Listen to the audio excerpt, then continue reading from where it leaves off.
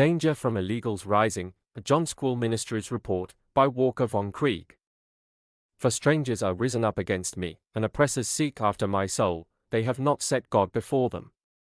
Psalm 54 verse 3. During the early morning hours, I was awakened suddenly. My first thought was perhaps something was happening in Israel, and I should learn of it early. I turned to Fox News.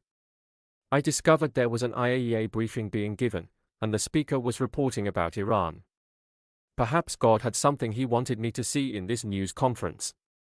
It was then that I noticed in the upper right-hand corner of the screen information concerning an ongoing incident taking place in New York. This caught my attention, for we have been watching the flight of people and businesses from New York over the past 2 years. I recalled an interview by Stuart Varney with a businessman over the weekend. The businessman said he was ceasing all investments in New York because of the illegitimate legal actions against Donald Trump. The businessman's rationale was that if they would go after a former president on weak pretenses, what was to keep them from going after him if it suited their purpose?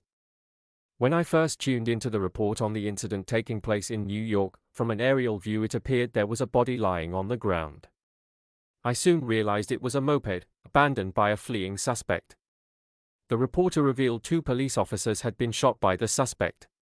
I thought to turn away from the broadcast because so many officers have been killed or injured in the line of duty due to the increasing lawlessness in our country, that it has almost become commonplace. I hurt for these public servants and did not want to have more of their pain on my mind at that moment, but something held me. I knew in my heart that something important was about to be revealed. This must have been the reason I was awakened early. It was then I learned the 2 police officers had been shot by an illegal immigrant from Venezuela, who was only 19. Apparently, from later reports by the officers and the testimony of an eyewitness, the officers had been drawn to the scene by a number of gunshots. Their attention had become focused on the suspect because he was traveling in the wrong direction on a one-way street, in a flagrant disregard for traffic laws. The 2 officers had been in the area investigating a robbery pattern when they saw this individual who fit the modus operandi. There have already been 80 incidents involving moped-related robberies this year. This is 4 times the number from last year, and the year is not even half over. Then the police officers saw the suspect was on an unregistered moped, an ideal way to keep from being tracked down by a license plate. This gave the officers sufficient probable cause to attempt to stop what was then a person of interest.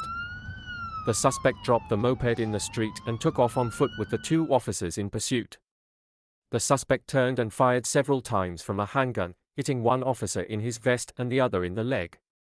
The man, now a perpetrator, received return fire from the officers and was wounded. The wounded man was then identified as Bernardo Raul Castro Mato, who had entered the United States illegally through Eagle Pass, Texas in July of 2023. He has not been in the country a year but is already a suspect in several ongoing robbery cases in Queens, New York. The 2 officers wounded are both only 26 years old. They are Christopher Abreu and Richard Yarusso. From the description of the news service, Officer Yarusso was apparently wounded twice. One bullet hit him in the vest, the other grazed his stomach. We applaud these 2 young men for their dedication, seeing how they have to contend with a court system that turns loose criminals as fast as they can arrest them. Illegal alien Mato is not only a criminal but is also playing the system for all he can get out of it. He lives in a migrant shelter as he conducts his criminal enterprises on the people who pay for his lodging and food. At the time of this report, I do not know what gangs he might be affiliated with, but I do know these operations from mopeds have gang ties. It was sad watching the police news briefing as they tried to challenge the judicial system to do its job in this case. Criminal Mato will likely be out on the streets and suing the police for wounding him long before Officer Abreu is able to walk normally again.